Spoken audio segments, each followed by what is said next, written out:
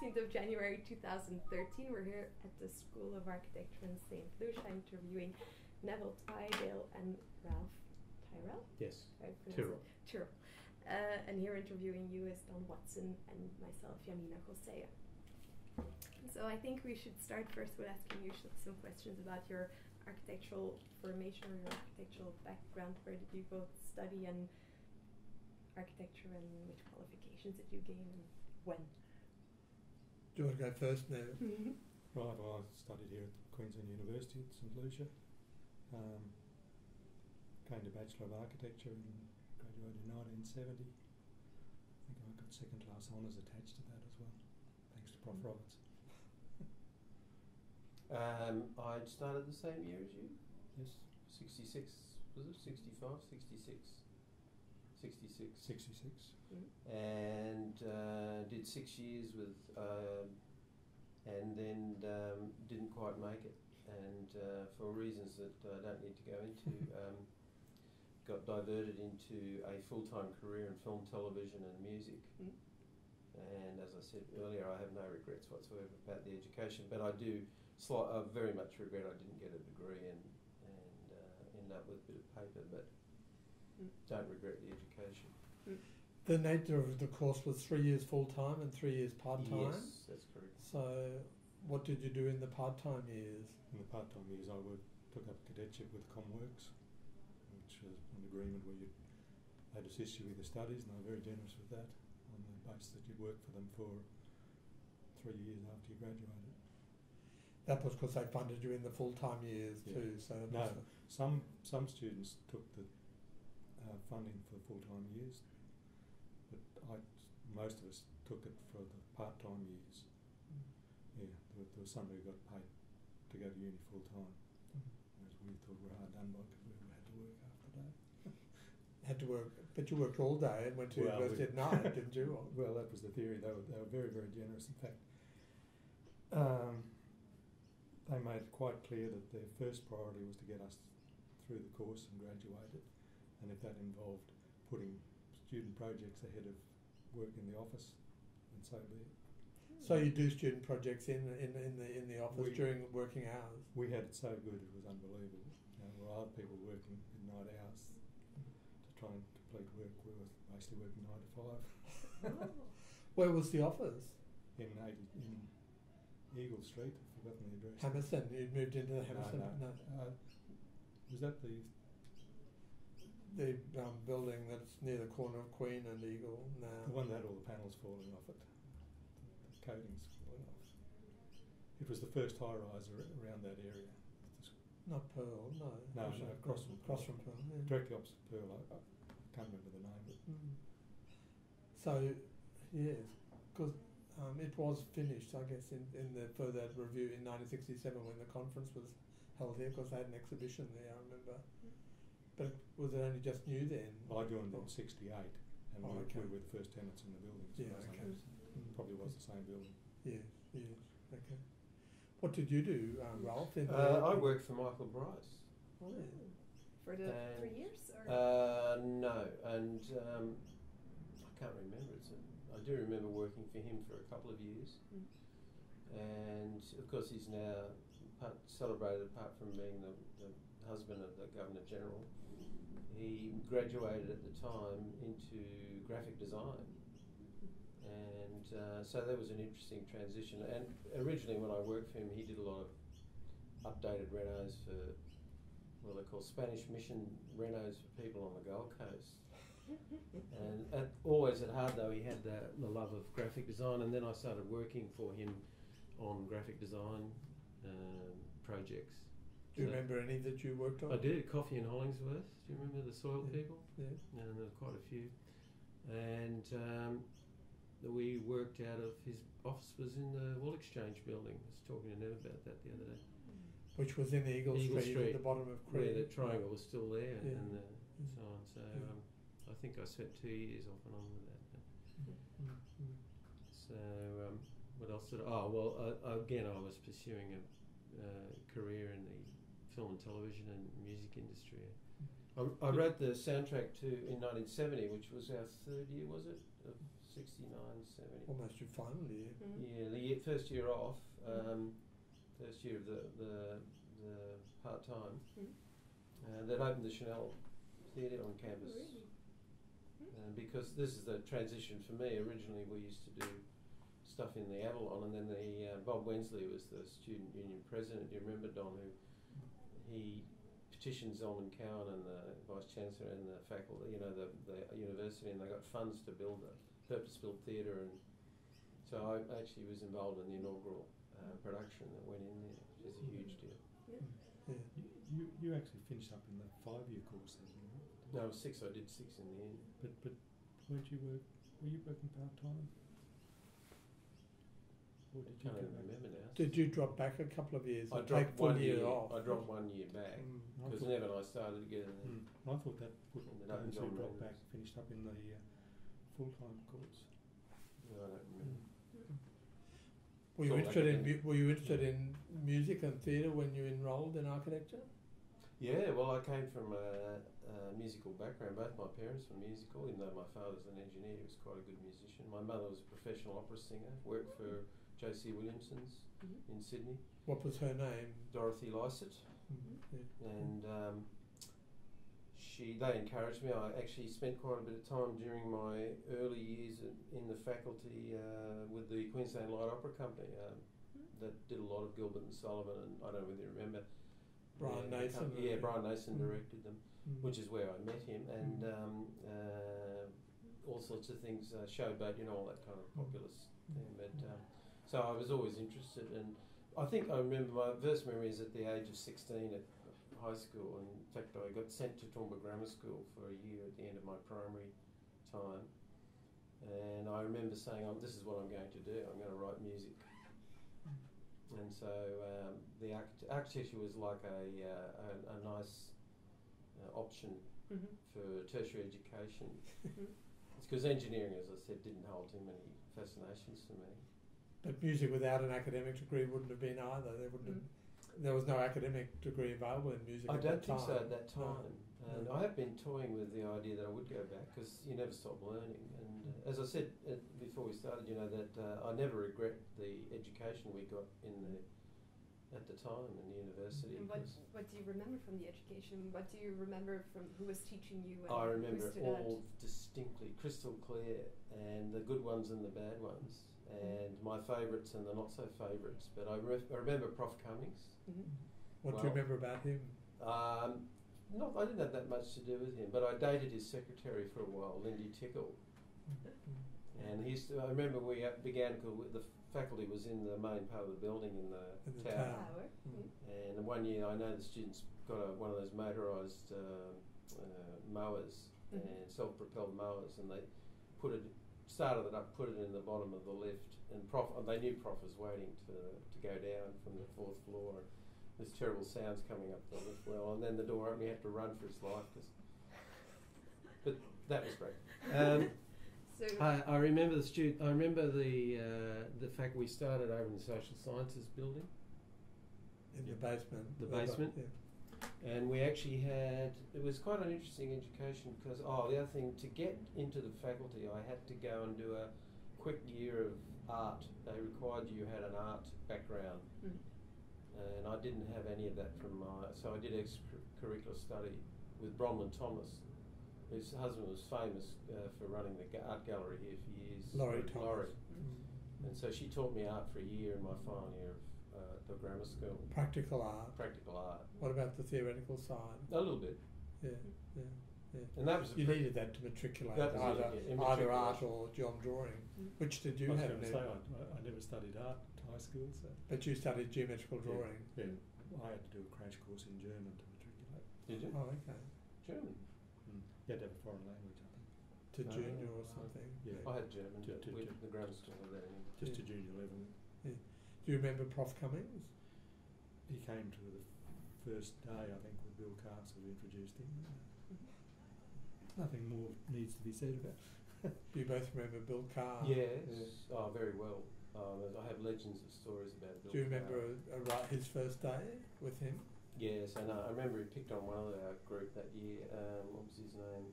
And because he had a habit of weeding out people who he thought were too stuck up and Catholic, as he described it, because he used to come into our lectures with his Geelong Grammar School blazer, with a blazer on with the brass buttons, and his Geelong Grammar tie, holding his duds up, and he'd take his thing off the thing, and then he weeded through us to see if any of us were like slightly boho, and it was.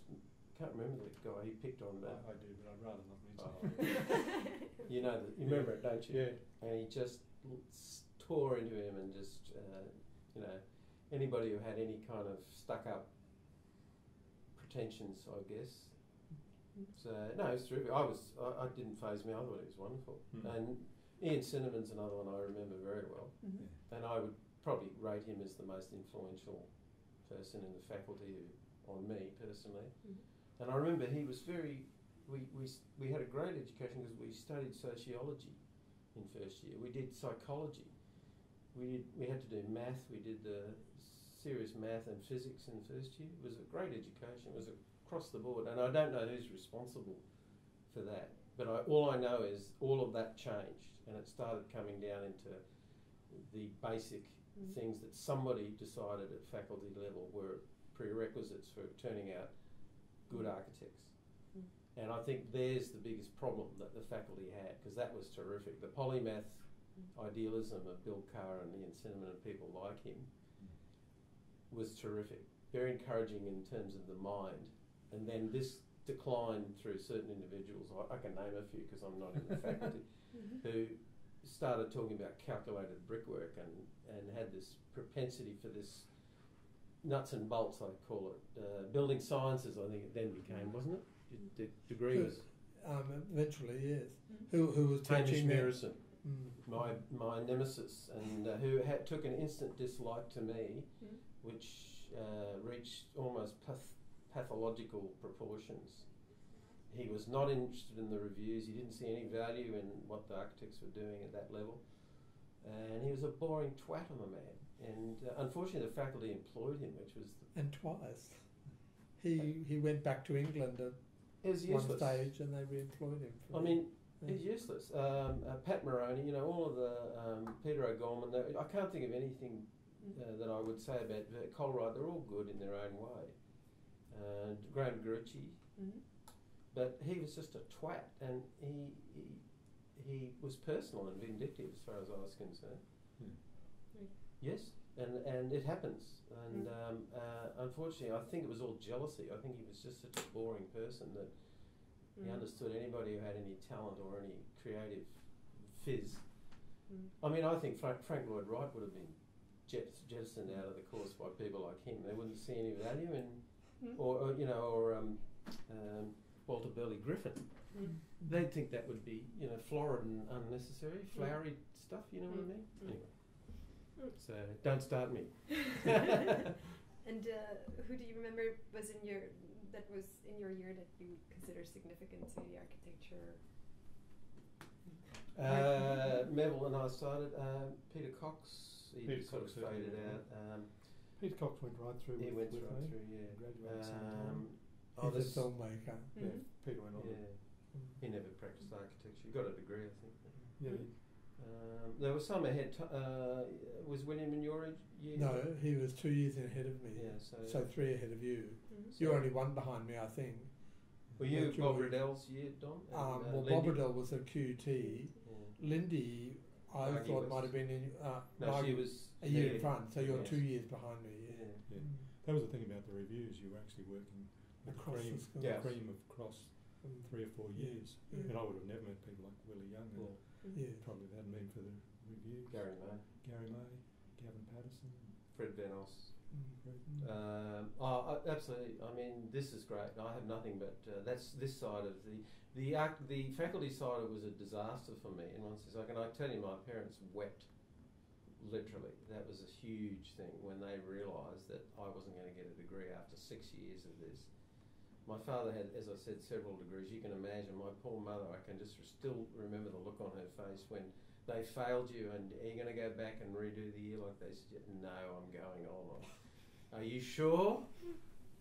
But to their credit, they never said, you've got to do this or you've got to do that. They stood behind me and said, all right, if you think you're going to make a go of it. So I have a lot to teach this about young prospective students, I think, because it's not for everybody. I don't think, now I teach at tertiary level in film and television, so I'm fairly aware of the fact that many people are unsuited to the faculties they join, thinking that this is what they're going to do. And many in film and television, I used to say to my students that some of them should be in animal husbandry. They're probably more suited temperamentally to. They have no idea. In other words, as a young person matriculating from high school, you have no idea what you're in for. Architecture is no different. You really. I mean, when I got to the final, I said to Ned the other day, when I got to the final part of my course, I remember the option was we were going to design multi-storey buildings. That was where it was all heading, and I had absolutely no interest in that whatsoever. And frankly, I just think there should have been more options of things. And as I think they're working towards having an arts degree as a prerequisite to moving into architecture, aren't they? I mean, that would make sense. I think everybody should do an arts degree. I think it broadens your knowledge. Well, all tertiary education that I was teaching at Bond for, the core subjects are important, and in their case it was just English, because many of them are foreign students. They've got to do a year at least of core subjects and cultural stuff. I mean, it's English is our language in Australia. It's only reasonable if you're going to study at university, you've got to know how to speak English and write in English, more importantly. So I can see that the value in but arts is pretty broad, isn't it?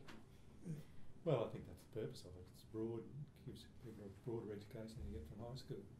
Well, going back to the people, the students, I think that's what your question was, and I remember most of them, and it never reminded me of people. Well, Mick Durack was far and away Michael Durack, Arthur Athanasio, Talbot, what's his name? Ashley. Graham Caloran, of course, our cohort. Tony Rose, Lindy Crofts, Margie West, Bob Riddell. Everybody, all these people were involved in direct. Don, was Lindy in your year? No, you're ahead. Yes. I think Tony was in that year too, wasn't he? Or was he in our year? I remember them all fondly. I mean, the students were great. And do you remember who the architects were that you most admired when you were studying, or who was being taught, or who were you being taught about, and who were the ones that you learned about on the side?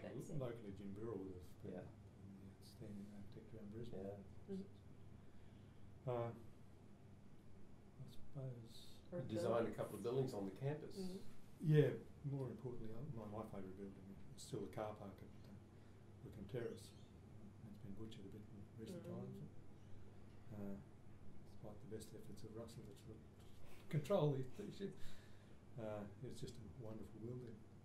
It's a wonderful solution to a car park on a hill. Well, he was teaching here at university at the time. Did he show his own projects or not really? In sixth year, various groups were allocated to various offices, and I was lucky enough to be attached to Jim's office. And Jim used to take us around and show us the jobs. The job under construction at the time was the Ag Science building. That's right. That was being built when we were here. Which Don knows more about than I do, because I was working in the office at the time. Yes, this must have been in your fourth year. No, it must have been earlier than that, because I worked on it in fourth year and it was built in my fourth year. You're right. Well, it must have been my third year. Or second year even. No, it would have been the third year full time at uni.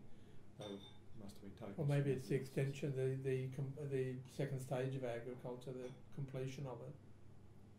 Because the second stage was underway. Yeah, that's right. Yeah. I thought it must have been the end of our third year. Yeah. The completion of it might be, but it was documented during 1967. Yeah, it was just such an amazing building that made use of these cheap bricks, and to be honest, I like the brick. The issue was by the time it came around to do the second stage, the bricks became so popular, they were the most expensive bricks you could buy. And it had the wonderful folded concrete roofs. And the sunhoods, which I think I put on the wrong windows. But that's architecture.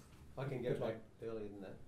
Robin Dodds. And in fact, do you remember students used to go party at that one in North Quay? Remember that house that was one of the supposedly a Dodds, I don't know. Yeah, it might be, but I don't know that Bob. Bob was a tenant there. Riddell. Yeah, Espy said that it was his father's work. So you remember Espy? Yes. Yeah. We're No, I still know. good mates. Yeah. And Yeah.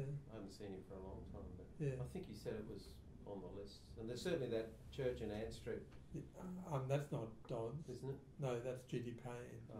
What am I thinking of? The Dodds. Yeah, building? so that, well, no, you're right about the house on North Quay. It was generally said to be Dodds, Yeah. and it might be, Yeah. but it wasn't a clear-cut Dodds. It's gone now. We know that. It's gone, that's It's right. photographs, probably. But you should explain why you partied there. He's right about the parties. Yeah. That's right. That was just the Yeah, there were always parties. drink the profits from the reviews. Yes, but it's Bob because, lived there, yeah. but it's because people lived there, Yeah. wasn't it? And the Red Comb Rooster was a popular landmark that Yeah, everybody yeah, seemed to yeah, like. yeah. There were things that students Yeah. picked on. Yes. And I always remember one of my favourite stories, Peter Cox, who's a student mentioned and came into film and stuff. Mm. He pointed out once when you drove on the new freeway out across the river, the executive building, if you looked at it as you went past, all the lights went out. It was one of these visual effects. You know, this is sort of the anomalies of architecture. And to be quite honest, just cutting back to education, one of the books that influenced me more than anything else as a student was a wonderful book called Architecture Without Architects. Do you remember it, Noel? Yes. About people who lived in Bernard caves Rudolph, and trees, and Yeah. that to this day has held huge sway with me. And But was that being taught, or did you just no, it was one of find the it curriculum. I think yourself? That somebody was- suggested it. Yes. I actually I never think we all know. read. We were asked to buy World Architecture, this massive book. You never bought one though, did you? I got one, I think.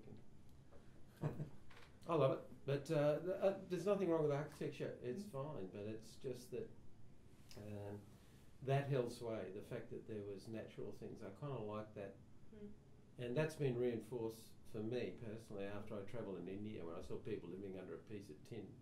That's architecture. And in a way, my disenchantment, if I have anything with the industry, is the fact that it's all Ponzi rubbish. You know, people can live in shacks and slums and still exists. And what goes on inside people is the architecture of the inside is probably things that interest me more. But I have no way. I have a fascination still for people's favourite buildings, and I love the stuff in Brisbane that's falling down. You know, there's a lot of them around out there, and they're just wonderful. Sorry to interrupt, but you mentioned Dodds. But was Dodds being taught at the school, or is that something that the students looked at? Because from what I gather, it was History Robert's fascination more with it, and really on the curriculum, the history of Queensland architecture itself. It was in the book.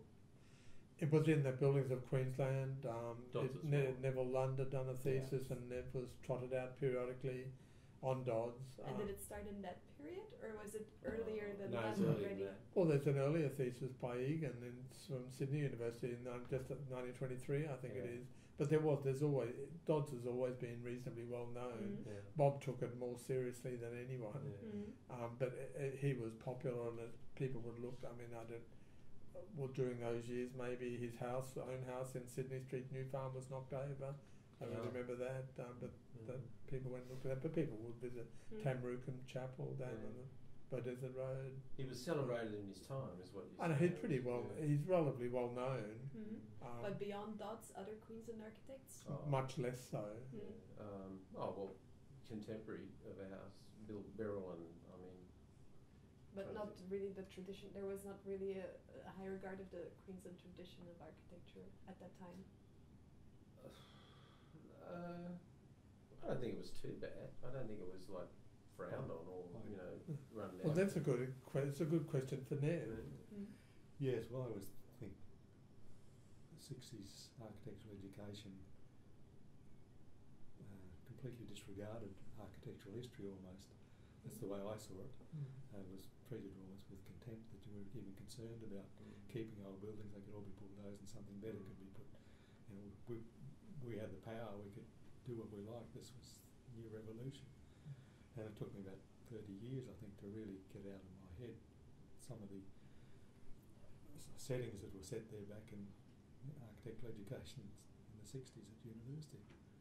But you must have had within you some germ of liking. Because Nev's got a long history of dealing with famous buildings, including a Dodds house and a Buckridge house, Yeah. and then building his own house. And I spent 7 years working on the GPO Yeah. as well.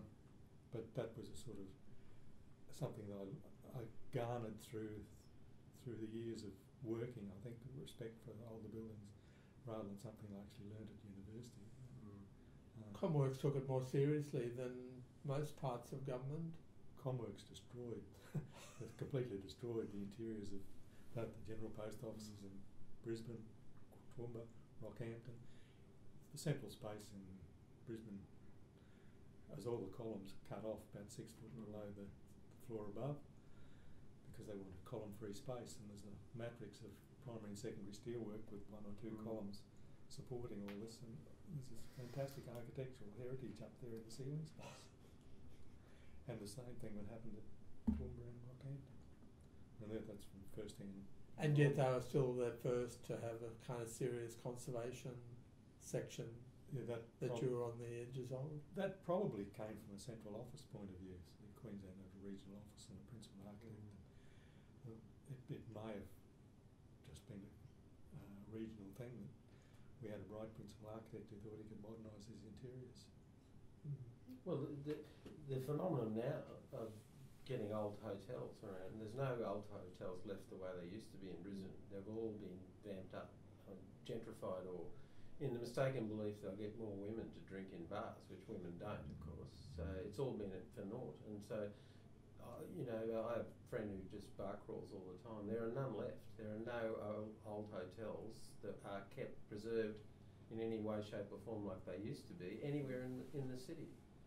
So there's a lot of craziness involved, and I think that goes on with what Nev's saying.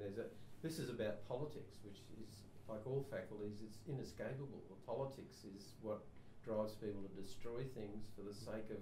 Well, it's politics and fashion. I think fashion's a big thing. Well, that's a horrible thing. It's fashionable to have column-free space. What was Ian Cinnamon contributing? Was he... Well, Ian was the only guy that got me through architecture. He defended me through thick and thin when others were out to fail me. But he would have had some interest in history. Yes. Both in lecturing in it, but also in local history. I sort of spent my 3 hours at the exam writing mumble. That's what you said, sir. He was the true subversive in the faculty, in every sense. Mumbled out, looking out the window. He couldn't look us in the eye, could he, Dad? No, but he was famous for his mumbling. He was and still is a fantastic person. Yeah, fantastic. Very influential. It just goes to prove you don't have to be the most shiny thing. And he just had that wonderful humour and very self-deprecating, and also he's a highly intelligent person. I think that would be the... I was going to say, in my upbringing, I had a neighbour, Ron Voll, John's father. Yes. That's my first influence in architecture, because they were family friends and they lived in Highland Terrace where I grew up. So the first architect I ever knew as a child was Ronald Voller. He used to wear bow ties and do the whole architectural... Charming man. What did you live in a new house, or what? Yeah, my father designed it. Yeah. And this the other... Built after the war. Yes, and the suburb presumably they say was designed under the Walter Burley Griffin plans of suburb design. I don't know whether he did actually have a hand in it. No, I don't think but so. Certainly he would be, if I was to say the architect that had the greatest influence on me at that level was Walter Burley Griffin. Knowing that he'd come from Frank Lloyd's office and Frank Lloyd Wright's office, and his attitudes, they were wonderful. The crazy wife and him, and not crazy wife. Well, he was a very eccentric person, and that I did a thesis or a project during the course. Were you involved in that? We went up to the incinerator at Ipswich there. That's now a theatre. I mean, the man ended up designing incinerators and things. I mean, he was like the world-renowned architect who'd worked in Frank Lloyd Wright's office. So the Australians sent him designing incinerators and sort of public amenity. But that's politics again. So I think you can't escape the fact that there's a political bent, and I don't really understand it, or you're probably more of a documenter of the history of this. But how did you know about Burley Griffin and through our course? Who would have run the course that took you up to Ipswich, the project to measure it out, or whatever you did? We did measured drawings and stuff, didn't we? Before it had been converted. We did one in the city. Yeah. Was that Ian But Cinnamon? certainly Might have Jim been. Birrell was the guru on Well, it might have been Jim. on Early Griffin. Yeah. So you knew his book? Yeah. Okay. And I got to read about him subsequently because Castle Craig is a suburb in Sydney that he lived in and designed, and it's a wonderful. But he is eccentric, you know, all that wonderful eccentricity that. And Bill Carr probably championed it because Bill championed everything that was, you know. What was Bill alternative. talking about in your, say, first year? Or I actually went down to Melbourne and visited the Mount Ethan, or it's actually just Ethan down there. Eltham? Eltham. It's fantastic. It's a group of buildings. The nearest thing to pure architecture they've ever come across, I think, where they built everything without drawings, just by craft and by eye, and just a wonderful place. A lot of earth building. And that must have come from Bill. Yeah. The first architect I met was Don Roderick, a dentist friend of mine, family dentist, shared an office next to Don's. And he knew I was about to enrol in architecture, so he took me around to meet Don. And Don sort of had a work experienced student in there working in shorts. He says he has to work in shorts. He says he'll never be able to afford long pants as long as he's working in architecture. Don always had good lines. Don had some great lines. I remember at university here one day, there was a talk on archaeology, and he summed it all up by saying, this archaeology is great, he says, but sooner or later somebody's going to dig up a Worth circus elephant and have to rewrite the history of Australia. And was Carl Langer still here when you were studying? He might have died before you did town planning. 67. I remember he did before we took circuit. Yeah. Better Mm. strike that thing that I said about having an affair with Prof's secretary, by the way. I'm assuming that better not go on the public record. Langer, the eccentricity. Oh, the only other one I was going to say was Steve Trotter. Was he designed the Chanel? That was Steve Trotter, wasn't it? Well, I know he was at the opening. I didn't know much about him. Well, he did the Students' Union that you would have spent a bit of time in, probably. He designed that as well. Did Yeah. Birrell do any other projects on the campus? Union College, JD Story. Okay. So there were a couple of. Sports pavilions. He was obviously in favour with the university. Oh, he was university architect. So a period of time during our tenure in there? No, finished before your time almost. Okay. He went into private practice in 64, the end of 64. No, yeah, I thought 65, but. Oh no, that's not. I'm wrong. Sorry, it's later than that. 66. I Yes. think, Yes. even Yeah. together Under with controversial Richard Stewart. circumstances. Yes. Well, not especially, were they? Or you? Oh, there seems to be a lot of stories. You hear this from people like Kelvin Crump.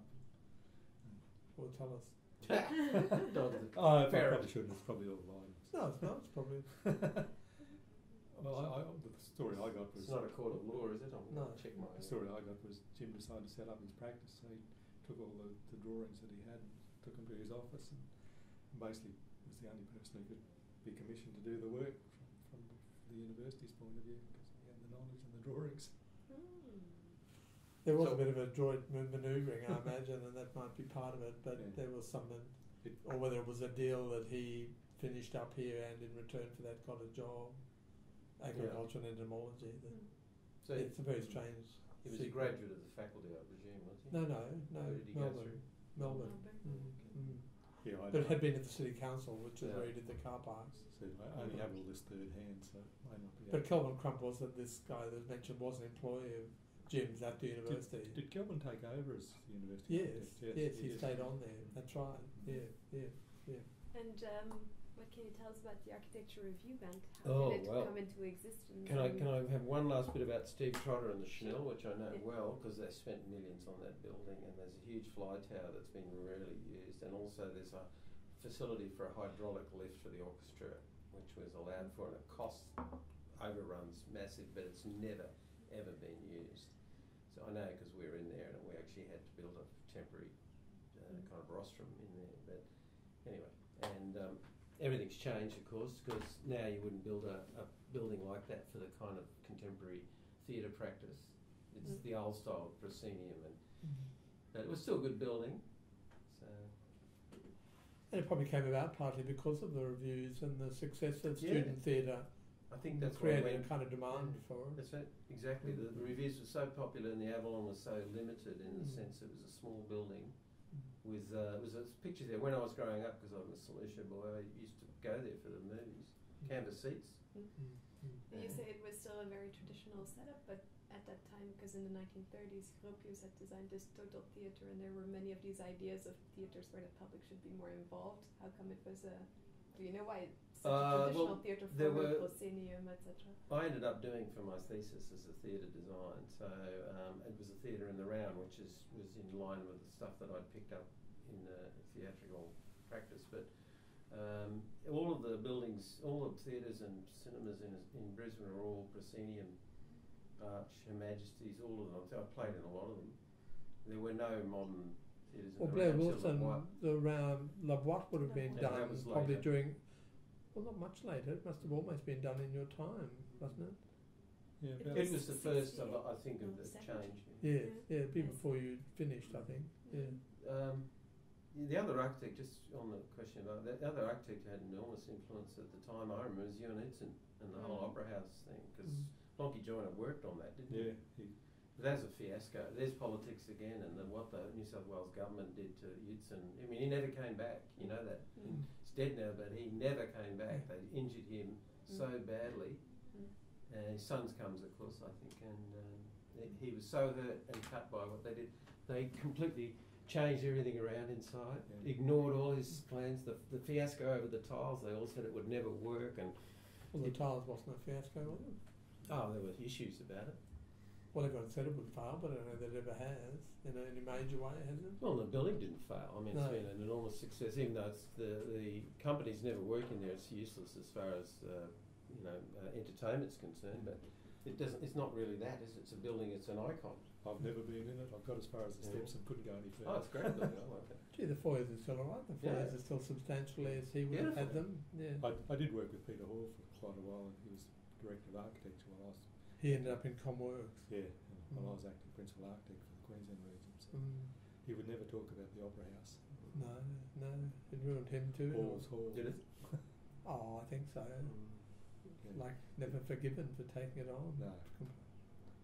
But Utzon alone, the fact that he never returned, it was his great triumph across the world. And He did other things later. I mean, he kept going in his own way. He did other. That's not the point. I'm just No, saying, no, as an individual, he tragic. never ever came back because he It was was a so tragic. pissed off, if I can use the vernacular, that they treated him so badly and so cavalier, as the word was thrown, and also so ignorantly. You know, I mean, architects hate being treated like that, don't they? Isn't that part of the noble? Yes. Noble profession. Yeah. You mentioned Joyner. What was his role in it? He worked on for the government there. He worked for the. He must have been working for the construction company. Yeah. His job was updating all the in-ground services as they got ripped up and relocated. His job was keeping track of.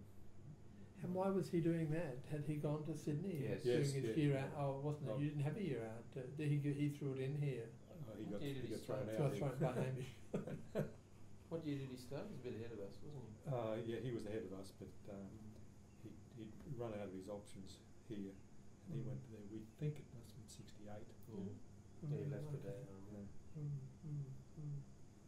There are a few people like that who disappear. What happened to Ross Foley? Ross, I don't know. Blast from the past.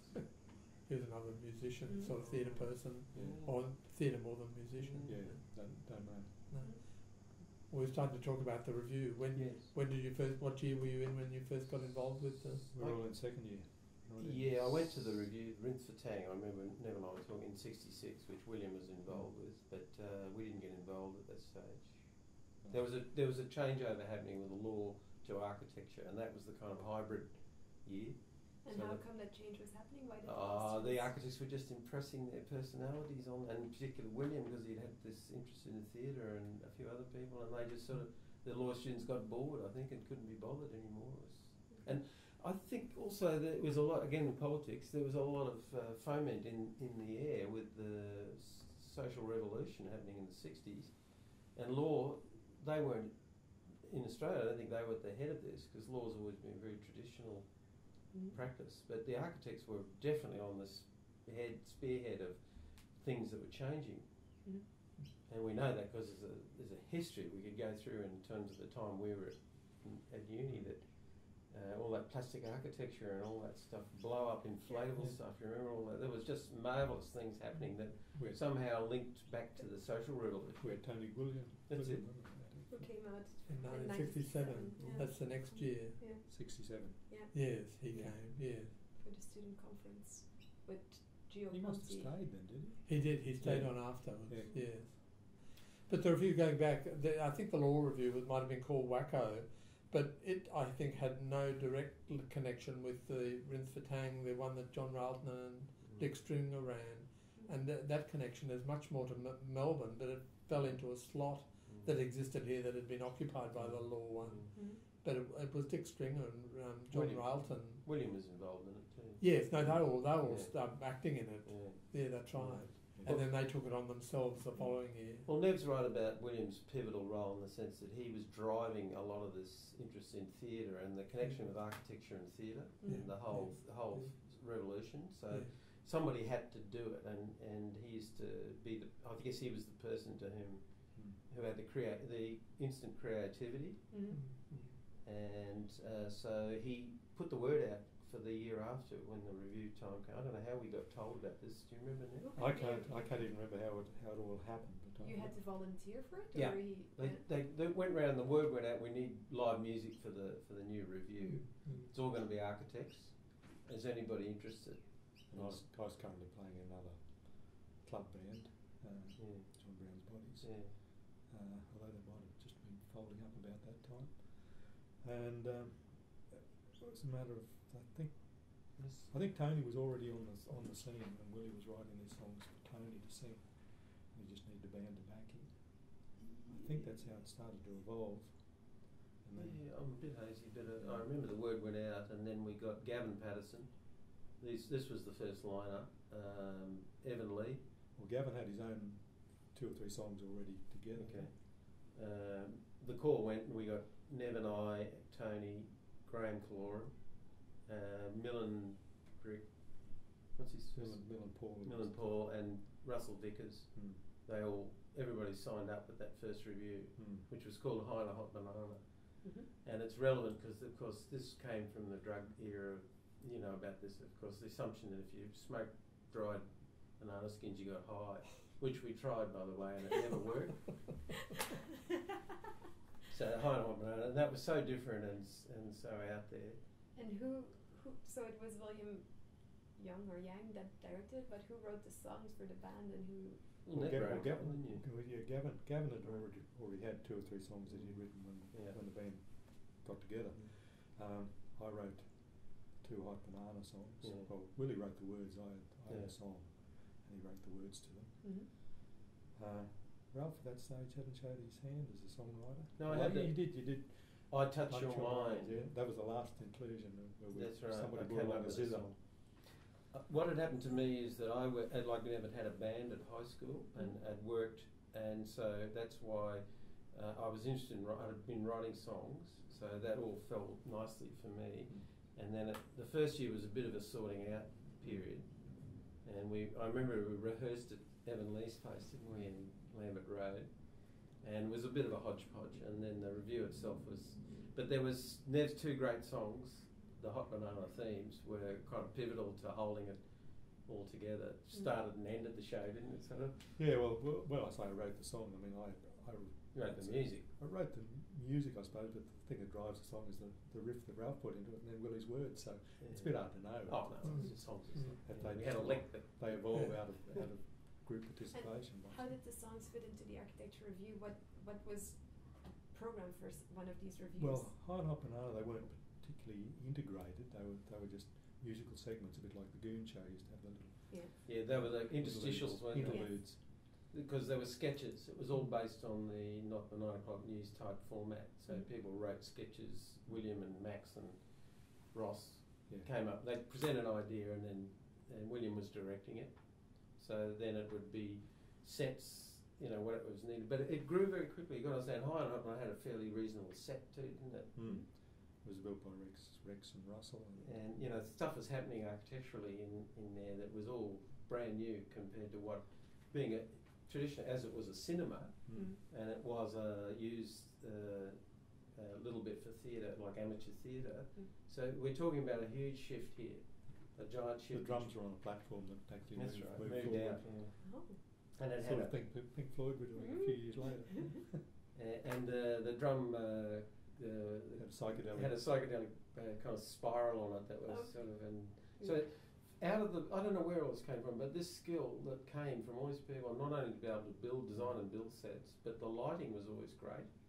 The sound was, we had professionals I think come in. Dick Stringer probably did the lighting, did he? Yeah. Might have done, and then there was that other guy, commercial lighting guy, that used to sell higher lights. Didn't he have some role? Fred Van Os was involved in the lighting too, in the running So the probably lighting. Fred. We've got sound we had Lee Waper, was Lee involved? Lee Waper, and these were people I went on to work with. Lee Waper, Bruce Window, and Eric Black, I think. Do you remember him? No. Lee Waper worked for the ABC as a sound technician, so I knew him and he got involved.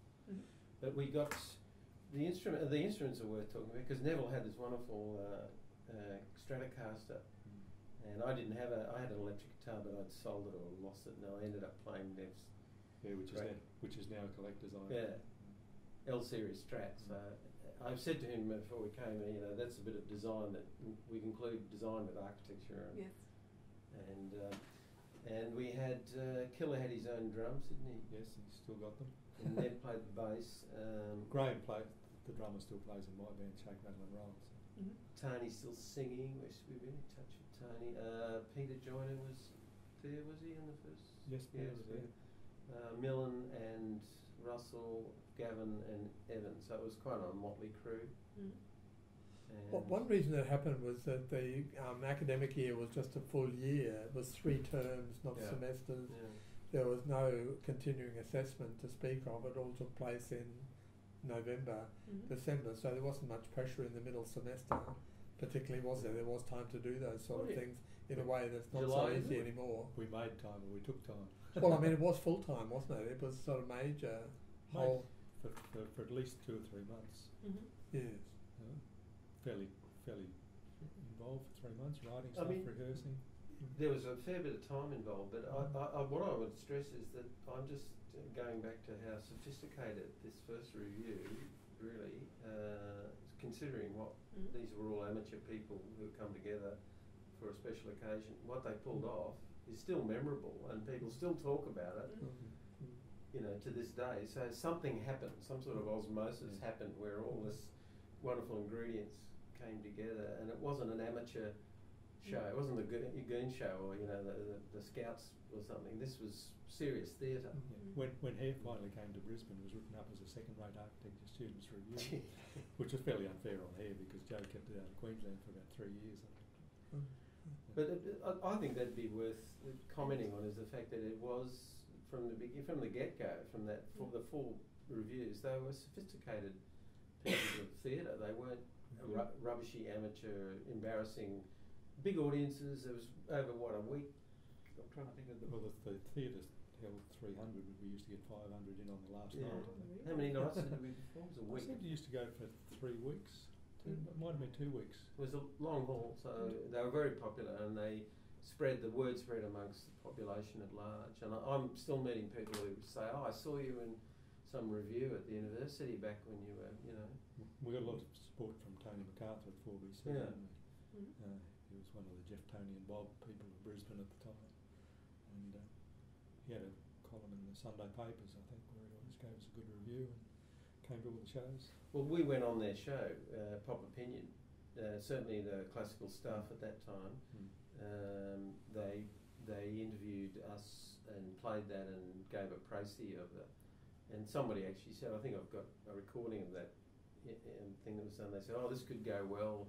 Blah, blah. The lyrics probably a little bit too cryptic for the average, for the population." So we were saying this, our musical tradition was a little like a parallel universe to what was going on in the music industry at large. We're all influenced by the era, the Beatles, the Rolling Stones and all of that early Mersey stuff and before, but we were sort of in our own thing, weren't we, Nev? Yeah, we first met Mick Hadley at this QPAC exhibition a couple of years ago, and Mick was the cornerstone of blues in Brisbane, and and he saw us as part of the exhibition. He said, "I never heard of you buggers." I said, "Well, we only ever did 2 gigs off the campus, I think." So we were living in parallel universe, living in our own world. Well, we did, that's right. We did one in a disco. Oh, actually, Childhood Zoll. That's another story. But one of the projects I ended up writing, William and I became partners, collaborated on 3 works for the, Maybe outside. for the tape, it's good to just run Yes. through the sequence. So after High on a Hot Banana, Young Robert Zimmerman the year after, yeah. then classical stuff the year after that, and then William went, and then it was a Wop Bop, a Lee Bop, a Lop Bam Boom. Yeah, which Max Grant. That's 1970. And then in parallel, that other things happened. For me, the Chanel opening, being asked as a result of Brian Nason's, who I knew, seeing the reviews, another person who'd come and liking the music, asked if I would wanted to score the opening production, which was a huge thrill. And then during that time as well, William and I he wrote a couple of plays. There's one called Quartet. And we played chamber music. We played chamber music. So the band was involved, but I ended up starting to work a lot more with him after that first year, even though I had a bit of a slow start, as Nev said, with just the one song. We should mention Christine. Yes, well that was the year after, wasn't it? She was in High. She was in Robert Zimmerman, but she's classically trained. Tony's sister, yeah. And she really did bring a bit of class to her. She could play Chopin and So Beethoven and Mozart. So which came in very handy for classical stuff. how did you come up with the themes like Young Robert Zimmerman and classical William. stuff, and where did? Well, Young Robert Zimmerman's Bob Dylan, of course, Mhm. and so he was a Dylan freak. He used to play Dylan all the time, and so it was logical we did a sort of tribute. Even though it had very little to do with Bob Dylan, but that's Young Robert Zimmerman. High on Hot Banana, as I say, is a drug thing. Classical stuff. It was continuing this classical thing. Procol Harum, William and I remember very influenced by Procol Harum and bands that mixed classical music back into the rock tradition. Is that a Wider Shade of Pale? Yeah. Bit of Bach redone by Matthew Fisher. And then a Wop Bop was just straight back to the Little Richard song and Tutti Frutti, and Max is very much into the raw rock and roll stuff. Yeah. In that classical, so the chamber music we played Bach's Aerola G string. The words were, "God help me to put my shoulder to the wheel and push like all the rest." But it was the same thing as Procol Harum were doing, putting words to Bach. Yeah, well, there was. I remember being very influenced by it, the Bach and Beethoven and all the classical, and so I had no formal training in it, but that certainly influenced the sort of music. I mean, I'm a self-taught musician. I went out and learnt stuff that I would never have probably gone into because I was interested in it, and because I've had a profession as a screen composer and working, so I've had to cover the waterfront. I've been asked to write in virtually any style of music.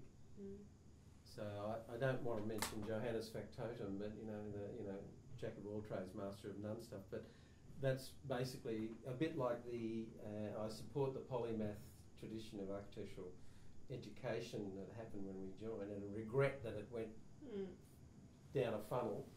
And in the same way, it may have had a very wide influence on me, looking at lots of different influences in my life, musically and theatre-wise, film, television.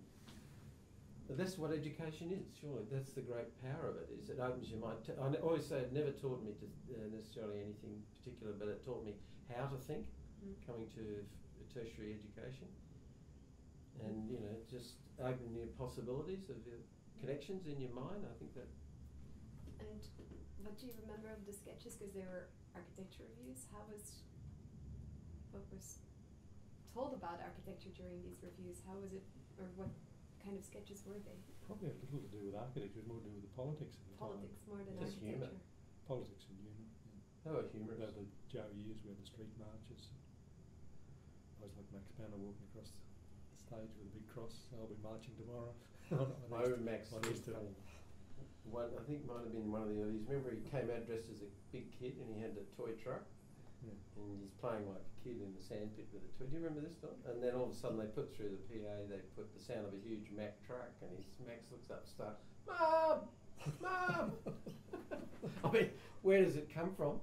There was a lot of iconoclastic behaviour, and there was a lot of raw, bawdy stuff, but it was clever. Some of it was like, as you say, commentary. It was more than politics. I mean, this is a good point, because there was also, contemporaneous with us here at UQ, were the political movements, all of the Trotskyists, the Leninists, all of this communist, that it was all happening simultaneously, yet we were able, and I think if you ask some of the hardcore people involved in the political movements, we were still more entertaining because we managed to make a humorous thing without getting heavy duty over this. I mean, nobody would have gone to a bloody review run by the communists, some sort of dialectic proselytising.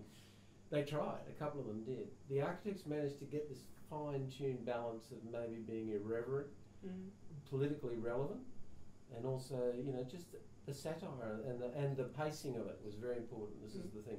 Sketch, music, bang, bang, lighting, there was all this stuff. The weirdest it ever got, and we were talking the other day, is at the end, George Pavlou, who's contemporary of was a psychology student, suggested we use Steve Reich piece called Come Out to Show Them. I don't know whether you remember this.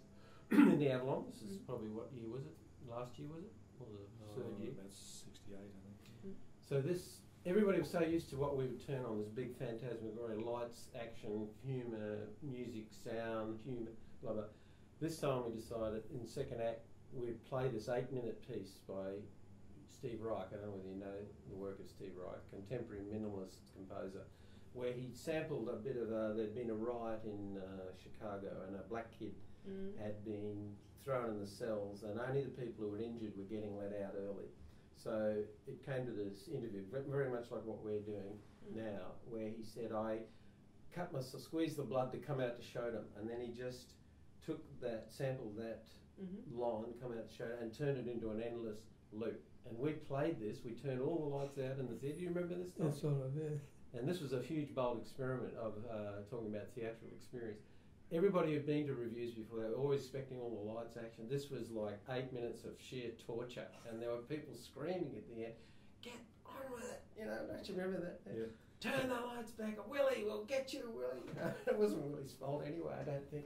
So there was you never knew what you were going to get, basically. It was an experimental time. And then we went back into mode B, and then all the lights came back up, and we went on with the show like nothing had changed.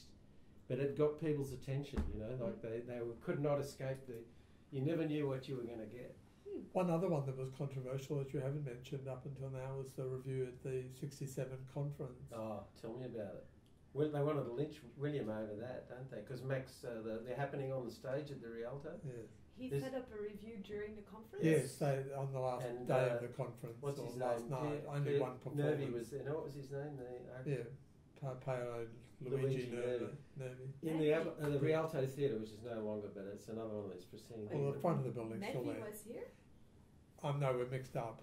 Ponti. Gio Ponti. Yeah. And his English was bad. He was sitting in the middle, and this was somebody decided we stage a happening on the stage. So there was literally a rock band playing. Somebody was demolishing a car. There was a stripper. That rock band wasn't the review band, though. No, some other band. And then the worst thing that happened was Max induced Tony to get these live chickens, and swing them around, and a couple of them ended up in the audience. And I remember Ponty was sitting there absolutely bewildered and betwixt by this whole thing.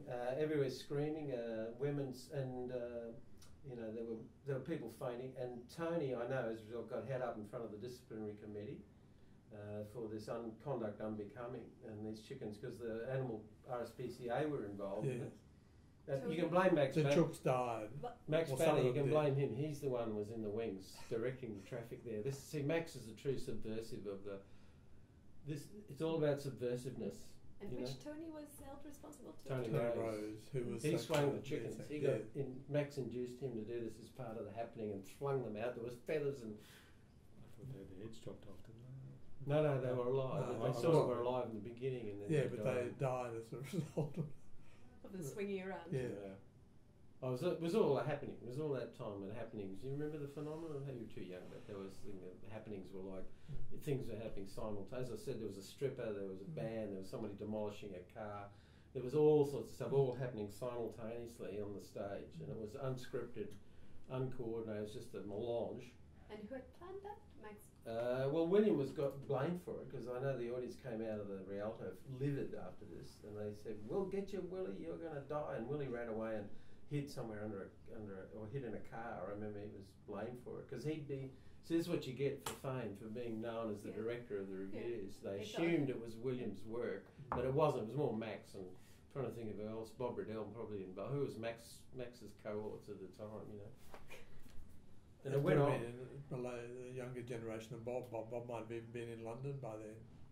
Well, I don't know, maybe he was still in Brisbane. He was still in Brisbane. Still in Brisbane, yeah. I'm trying to think. Who put the band together at such short It wasn't notice? the review band. It was some other band, wasn't it? Tony, I wasn't there, so I wasn't the review band. Did I? I don't think I was in the audience too. I think Tony was singing. It was a huge. But I just remember the look on Ponty's face outside, and he was just like, "What?" He was trying to get an explanation from Italian for what was actually going on. And it was like a mini riot. And it was only architecture students that were there? No, there were a lot of other people too, and it was a. There probably were acts from other states too, I imagine. It probably did link together some of those other reviews from Sydney. It was a truly subversive performance. That's you know the moments that happened, and apart from the one I mentioned in the Avalon with the Come Out to Show-Them, that would be the next great scandal. It was scandalous, you know. But that was prior to that one. It happened in the middle of what year would have been, Dom? Well, 67 was the Avalon one. Not the Avalon, the Rialto. The Rialto. So it would have been later after the review of July of that year. Would have been towards. Might be ahead of the July because it was in May, I think, the conference. Yes, it was in May. So it would have been ahead of the review. Yes. Alford was forgiven for the review. It was forgiven, and he could. Well, Tony got had up, and he was disciplined. I know he got hauled in front of the committee here and had to explain himself because the RSPCA wanted to sue him, I think, or there are very strict rules about killing chickens in public, and it's ludicrous, really. But the university was embarrassed by it, you know. So this is the thing. I love this connection because the true subversiveness. I don't know whether it exists in architecture. Probably in our time, Gaudi was the person I was trying to think of who was renowned as a subversive influence in the architectural profession because it was sort of unscripted. What would you describe? Organic, kind of fluid. This is good because I came to grief with somebody who was like the other end, the fascist, anally retentive, calculated brickwork end of the spectrum, and yet I admire architecture without architects, Gaudi and those kind of free forms of architecture probably the most. Now it's done thing, isn't it? Gary and all these buildings that are done that look like they're half there. So things change, I guess, is the message. But Brisbane's a really straight-laced town. It always has been, and these were big times in the mid-60s. For the band called the Wild Cherries played there in that era. They were so loud you could hear them over here, on the river apparently. Played at the Rialto. At the Avalon. At the Avalon. Yeah. And there were noise complaints and shut down the show, didn't they? Well, I've always described, having spent a lot of time in Sydney. Yes, they did. Yeah. And that Brisbane's like a worm, very safe. Lobby Lloyd was in those, wasn't he? Yeah, they were loud. And so there's always been a room, anywhere there's like that, there's always room for subversive behaviour. This is the point, I guess. It's like Nazi Germany, you know, and the Kurt Weill and Breckenweill and that thing of having that sort of free thing going on as a reaction to the strict. And because we had this kind of fascist government here, I think architects were great. They were the steam, they were the valve that let off the steam in a way. In their own little small way. But some of us came to grief from that, from getting, running into the brick wall of the people who ultimately feel they're in control of the faculty or the situation, or architecture. They own architecture, and can you imagine if Gaudi had been a student at the Faculty of Queensland and the architecture, he would never have made past first year. He would have been gone. We might have got past first year, mightn't we? I don't know. What do you think? It'd be an interesting kind of thought experiment. Well, Cinema would have passed it. No one else. Yeah. Our friend Russell Hall probably came the closest to anybody to emulate Gaudi. And Russell had a hard job getting through the education. Well, he didn't get through here. No. Did he go where? QT. Yeah. And you would have to list him as talk Muscle, about people who look up to. I've always said his blood was worth bottling. But he's still one of my heroes, Russell. I mean, I'm sort of lucky, I guess. I'm not going to go back to this again, but I'm sort of lucky because I found something else to do and I was satisfied and had success. And the Chanel was a great thing for me. The opening of Chanel set me up, and it was very well received, and I've still got clippings. It was my career hasn't gone always so well, but in other words, I didn't have great regrets at the time that I wasn't going to be an architect, and as I said before, and in no way do I discount or not pay that it was a great education. It was fantastic for all the whole thing, you know, even the bad stuff in a way. But I mean, subversiveness is a great thing. Bill Carr was, again, as I say, another subversive who are somehow allowed to prosper within a faculty. So he must have been falling from favour by the time you got through. What happened to his career? Well, he got bored himself, apart from anything else, didn't he? We had him again we had him in first year, and then we got him again in sixth year. And his idea was, no need to prove yourselves now. You've done everything you need to do to show you could be architects. We'll spend the year doing something useful. Now, finally, your project was going to be stopped and building the Victoria Bridge, because everybody could see that the last thing Brisbane needed was a bridge going across, funneling traffic into Queen Street, which was at that time almost certainly going to turn into a mall. And then about halfway through the year, Prof Cummings got word that nothing was happening. We weren't doing any real projects. And Bill resigned on the spot and got reinstated the next week. And then he invited Maury Hurst to come along and set a real project for us. So we had a real project for the final year, so we could quantify what we'd actually done. What did Morris Hurst get you to do? It was the redevelopment of Kangaroo Point. Well, we built this mega structure over there. We put 80,000 people in this big trapezoid space frame. And part of the project was an entertainment area which was sublet to Gary May and Peter Cox's group. And that got us through. We had a project, we had work, could be measured. Bill Carr by then almost always needed someone being brought in to kind of bring it back to something. Well, it saved the day. And reality. Yeah. What kind of reality? And it might have been the same project. Peter Cox wrote this treatise on production of dog food. You had to produce so many cans of dog food before you could get out of the factory.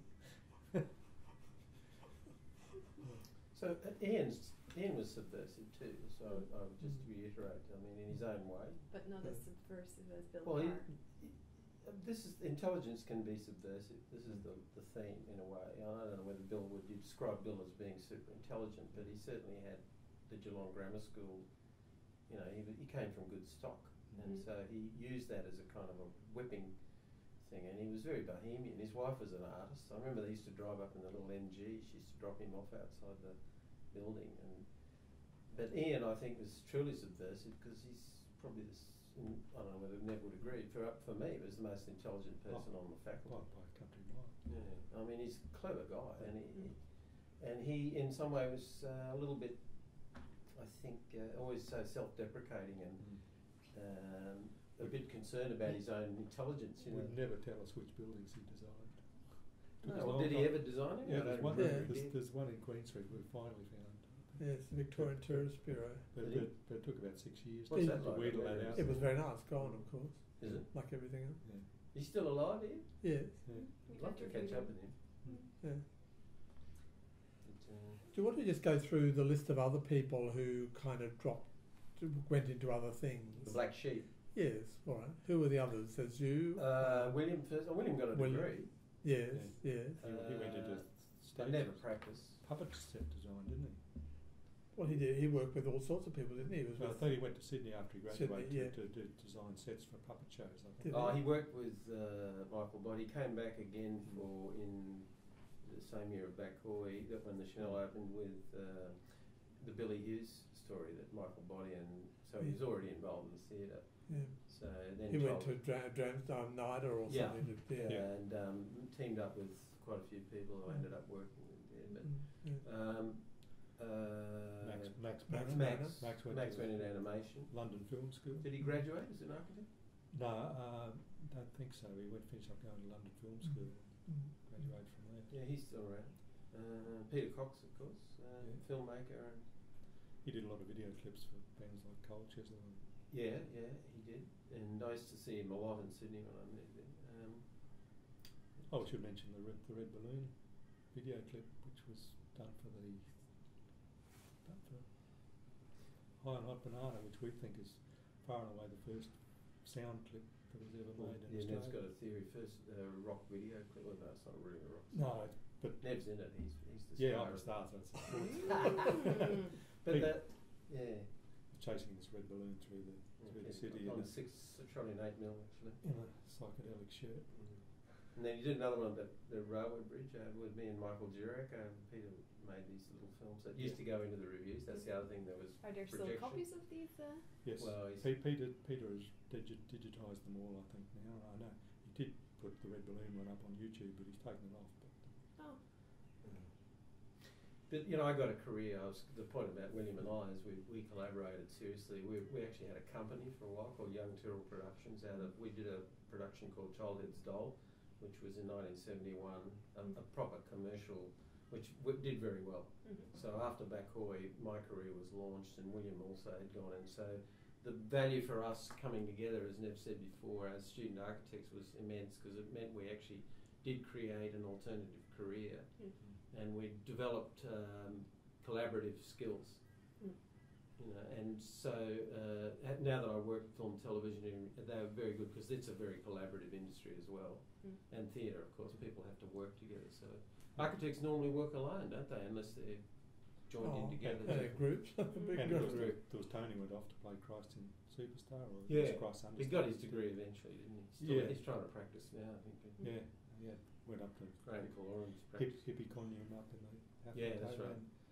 Had a big furniture business, but they ran on hard times, and then he came back to Brisbane to set up an architectural practice 3 or 4 years ago. Yeah. Ross Gilbert's one you haven't mentioned much. He came up briefly. Yeah, have you seen him lately? No, he's not for quite been a in few. Sydney. I haven't seen him for a long time. I've seen him relatively, He became a painter and has been painted. Did he graduate? I wouldn't have thought so. He dropped out, did he? But he might have. He certainly didn't graduate from Queensland University. He did finish up at QUT. Did he? And whether he finished there, I don't know. No. He's friends with Russell, so that might make some sense. Another refugee from UQ. He's wild.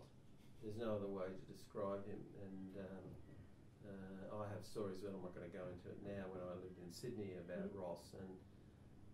And you know, there's subversive and interesting subversive, and then there's just wild and useless. And I'm sorry, but he's slightly damaged. I mean, anyway. But it was good for a while, but I think the drugs and the drink, like certain people who get, I guess, overwhelmed by it or can't handle it, it's not good. And there's many, in the rock industry, we know there's plenty of people who've ended up on the skids with, like, Stevie Wright from the Easy Beats, and there's a litany of these people who've not made it. I don't know whether architects are necessarily prone to huge collapses in. He's built stuff, Ross, hasn't he? He's never really practiced as an architect. He worked as a builder, I think, didn't he? Yeah. And then he became a painter. Yeah. And he was painting when I last saw him. I thought he worked 6 months as a builder and 6 months as a painter. Could be right. Yeah. Probably. But plenty of them became painters. I mean, we've got a few people from the faculty at that time who are now successful. John Hawkins, do you remember John? Peter Smith, no, not Peter Smith, what's his name? There's quite a few, actually, you could chase them. And then Paul Memmett's another interesting character. There's Graham Davis. Graham's become quite an artist in his own way. Yeah, I don't think that's unusual. Painting sort of makes sense, doesn't it? And design, I mean, do any people do furniture design or pure design, graphic design, anything? Wouldn't surprise me. And then, of course, Michael Bryce, as I said, became a graphic designer, and he did very well. He designed the Sydney Olympic stuff, and that's all. And now he's the handbag, the GG. And I saw him actually. my story is I played a bit of music that I wrote. I did a soundtrack inspired by frog calls. That's Queensland frog calls, and it got used in a project that was done in St John's Cathedral. And she turned up with Michael, still only governor at that stage. So I hadn't seen him for years and years, but he was charming. It was lovely. He was a lovely man. It was great to work with. She's a bitch. Say no more. Sorry. Not everyone says that. Don't like her at all. She used to come in there and order us around. I remember when we was in there working. In the office. Fucking bitch. Yeah. Sorry, pardon my French. Don't strike that from the record, please. I really don't want the Governor General trying to sue me for defamation. And she used to teach law here, of course. At the university, yeah. But this one of the significant things that came out of the reviews was, or the review band, was the collaboration that went on with Ralph and Willie to produce Childhead Style and Odd Odyssey, after. And the fifth soundtrack for Pete Cox's film, Surrender in Paradise. It goes to Kickstart, but as I said, I mean, that's the point. I think we got together for all the right reasons, and some of it stuck. And then William and I, we did work together for three major projects, and then it sort of fizzled. He's become quite celebrated, of course, as you probably know, with photography and raconteur on stage, and I've never done any architectural thing as far as I know. But his photography began then. That's another interesting side. Speaking of Dick Stringer and people he photographed, we need to track these people down, of course. We're desperate for all this visual corroborative material. That we should put the word out there for the period of the reviews. And there's only one crappy photo of the Avalon from the outside that came from State Library, was it? Yeah, I got it off the website. Has it gone?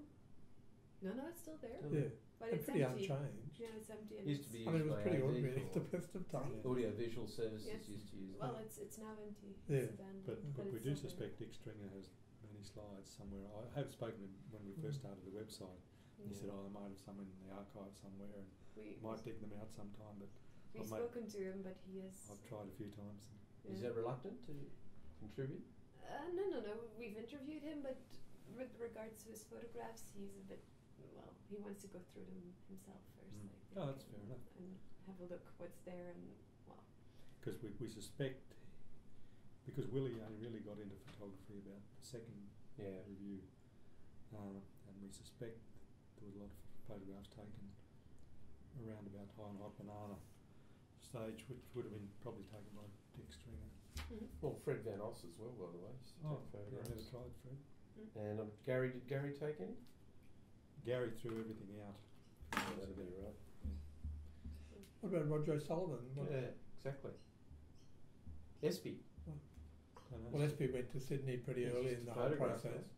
Did he? I think so. I mean, it's not unusual for architects to be photographers, is it? No.